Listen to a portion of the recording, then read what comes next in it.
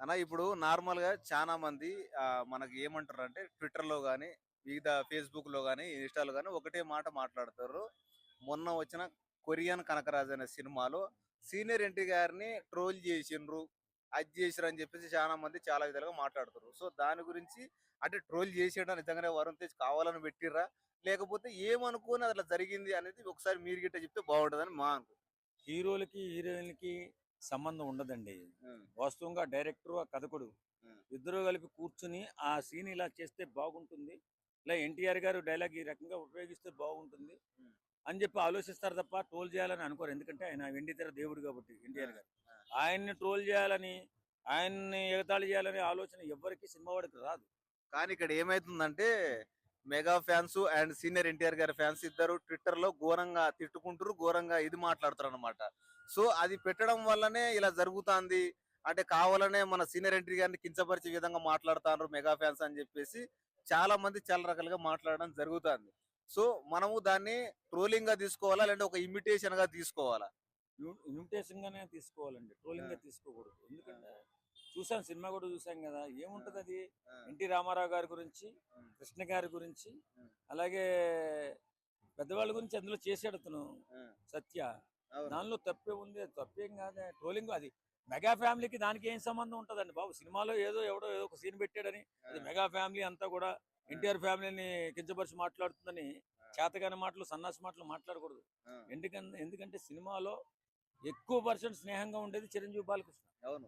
వాళ్ళిద్దరూ ఎట్టి పరిస్థితుల్లో కూడా ఒకరినొకరిని విమర్శించుకోరు. ఏదో నోటు తుత్తుకుంటే ఎప్పుడైనా ఒక మాట బాలయ్య బాబు అన్నా సరే చిరంజీవి గారు సర్దుకుపోతాడు. ఆ, అంతే తప్ప ఎన్టీఆర్ గారిని ట్రోల్ చేయాలనే ఆలోచన సినిమా వాడికి రానే రాదు. ఆ, కేవలం ఆ సందర్భాన్ని, ఆ కథలో ఉన్నటువంటి ఆ సీన్ ని పెట్టుకుని ఆ సీన్ ఇలా చేస్తే బాగుంటుంది, ఆ సినిమాకు ఉపయోగపడుతుందంటే పెట్టుకున్న తర్వాత ఇంకో గొప్ప నిజం చెప్పాలి మీకు. ఏదైనా ఒక సీన్ ని పెట్టుకునేటప్పుడు, ఒక డైలాగ్ ని వాడుకునేటప్పుడు ఆ. విత్ పర్మిషన్ కూడా తీసుకుంటారు. అంతా అవును ఆ ఉంటది. ఆ సినిమా ఏ సినిమాలో డైలాగ్ పర్మిషన్ కూడా తీసుకుంటారు. ఉమ్. అంత సంస్కారంతో ఉండేటటువంటి సినిమా వాళ్ళు ట్రోల్ చేయాలని ఎలా అనుకుంటాడు? సినిమా బాగుండాలి, సినిమా డబ్బులు రావాలని కోరుకుంటాడు కానీ అంటే మనం ట్రోల్ చేయాలని ఎవరు గతంలో అనుకుంటారు? మనం గతంలో చాలా సినిమాలు చూసాం. అంటే మొన్నటి వరకు వచ్చిన మత్తు వదలరా సినిమాలో గిట్ట ఆ సత్య అనే ఆర్టిస్ట్ చాలా మందిని ఇమిటేట్ చేశారు. చేస్తారు. చిరంజీవి గారిని చేసిండు, అలాగే బాలకృష్ణ చేసిండు, సీనియర్ ఎన్టీఆర్ గారిని గిట్ట. అంటే ఒక కామెడియన్ అలా చేస్తే ఖచ్చితంగా అది కామెడీ అవుతుంది, కానీ ట్రోలింగ్ ఎట్లా అవుతుంది అని చెప్పేసి చాలా మంది మాట్లాడతారు. సో ఇది ఖచ్చితంగా కావాలనే పెట్టిర్రు, కావాలనే ఇది చేసిర్రు, మీరు కావాలనే మన ఈ సీనియర్ ఎన్టీఆర్ గారి ఫ్యాన్స్ ట్రోల్ చేస్తారు అని చెప్పేసి చాలా మంది మాట్లాడతారు. అది ట్విట్టర్ లో మెయిన్ గా ట్విట్టర్ లో మాట్లాడతారు, కొట్టుకుంటారు ఒక్కొక్కరైతే.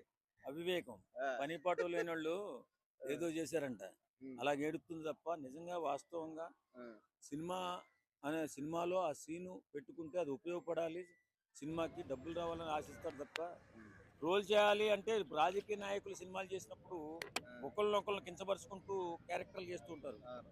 రామ్ గోపాల్ వర్మ ఒకటి తయారయ్యాడు అప్పట్లో. ఉమ్, ఫస్ట్ నుంచి ఉందిలే, ఎన్టీ రామారావు గారు ఆ, ముఖ్యమంత్రిగా ఉన్నప్పుడు ఆయన్ని ట్రోల్ చేస్తూ సినిమాలు చేసింది కృష్ణ గారు చేశారు. అవును. ఆ తర్వాత ఈ రామ్ గోపాల్ వర్మ వచ్చిన తర్వాత చంద్రబాబు నాయుడిని, పవన్ కళ్యాణ్ని వీళ్ళని పెట్టి ఏదో క్యారెక్టర్లు పెట్టి కొంచెం తక్కువ చేసి మాట్లాడడం వాస్తవం. ఉమ్, అదేంటంటే అది రాజకీయంగా, రాజకీయ స్వార్థం కోసం, ఒకరినొకరిని దెబ్బ కట్టుకోవడం కోసం ఎత్తుగడ చేసినటువంటి సినిమాలే తప్ప ఉమ్. సినిమా వాడు ఎవడో కూడా ఇలా చేయడు. ఎందుకు చేయడంటే కానీ ఇప్పుడు ఏమైతుందంటే టోటల్ టీఎఫ్ఐలో తెలుగు ఫిలిం ఇండస్ట్రీలో ఇప్పుడు ఎవరైనా సరే పెద్ద ఎవరంటే చిరంజీవి గారనే మాట్లాడుతారు.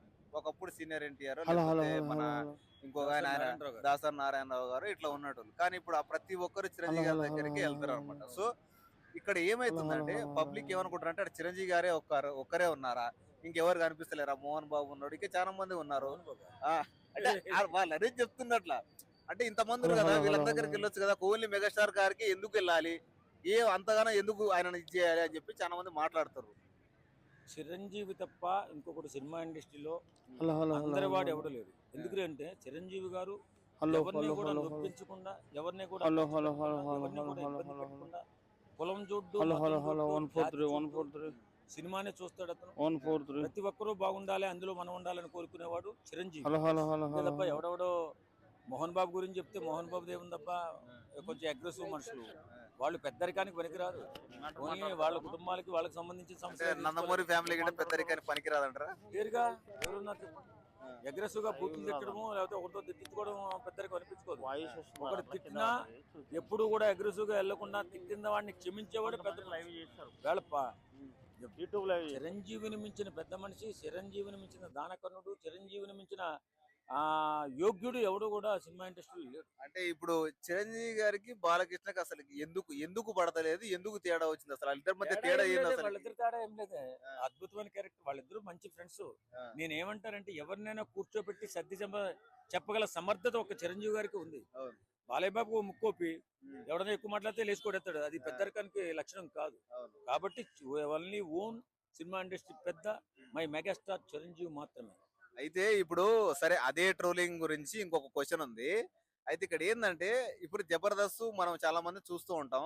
సో దాంట్లో గిట్ట చాలా మంది ఆర్టిస్టులు వాళ్ళు వాళ్ళు మామూలుగా ఇమిటేషన్ చేస్తూ ఉంటారు. చిరంజీవి గారిని చేస్తారు, కృష్ణ గారిని చేస్తారు, నాగేశ్వరరావు గారు చాలా సార్లు చేసారు. మనం ఆది గిట్ట ఆది చేయొచ్చు, ఆ తర్వాత అభి చేసిండు, మన బుల్లెట్ భాస్కర్ చేసిండు, చాలా మంది ఇమిటేషన్ చేసిర్రు. సో అది గిట్ట ట్రోలింగ్ కిందికి వస్తా లేదంటే ఇమిటేషన్ కిందికి వస్తుందా? ట్రోలింగ్ కింద రాదండి, ఇమిటేషనే. ఆ, ట్రోలింగ్ కింద ఎప్పుడు ఊహించకూడదు. ట్రోలింగ్ ఎవరు చేస్తారండి, ఏ అవసరం కోసం చేస్తారు? రాజకీయ నాయకులు అంటే వాళ్ళ అవసరాల కోసం చేస్తారు తప్ప, సినిమా కూడా ఏ అవసరం అండి? సినిమా హిట్ అవ్వాలి, డబ్బులు రావాలి, మళ్ళీ ఇంకో సినిమా తీయాలి.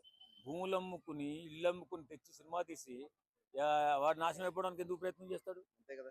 కేవలం డబ్బులు సంపాదించుకోవాలి. ఆ పాత్ర, ఆ క్యారెక్టర్ అక్కడ పెడితే, ఆ ఇన్విటేషన్ చేస్తే, ఇమిటేట్ చేస్తే ఏదైనా ఉపయోగపడుతుందని ఆలోచనతో వెళ్తారు తప్ప లేకపోతే ఎవరు చేయరండి. కాబట్టి సినిమా వాడిని అలా ఆ రకంగా ఎప్పుడు చూడొద్దు, చూడకూడదు కూడా. ఈ రాజకీయ నాయకులు అంటే వాళ్ళు ఏడుస్తూ ఉంటారు, వాళ్ళు వాళ్ళని పట్టించుకోవాల్సిన అవసరం లేదు.